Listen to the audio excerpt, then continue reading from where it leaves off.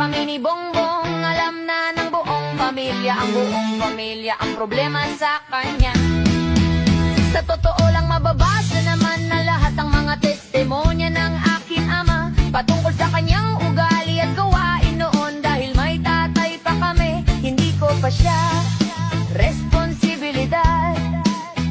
Noong tumatanda, mas naging nakakabahala.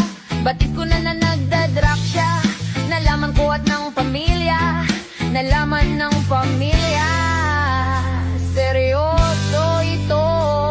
Minsan kami ng Presidential Guard at Metro Bompa ang naglilinis tuwing nagpa-party po sila.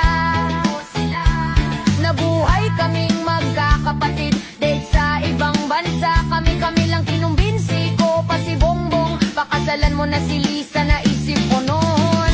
Kapag nag-asawa siya malalagay na sa tahimik at magkakaroon ng direksyon. Ang laki niyang pagkakamali ko, mas lumala ang kanyang paglulong, pagkalulong sa droga. Dahil parehas pala silong magkatawa.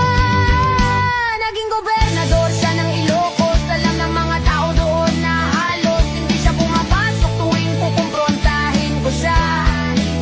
Ay nagsasabi siyang magbabago siya, aalisin na niya ang bisyo, hanggang sa may nagsumbong na naman sa akin. Nasa paggising pa lang sa umaga, kasabay ng almusal, marijuana pala, maghapon sila nagiinom.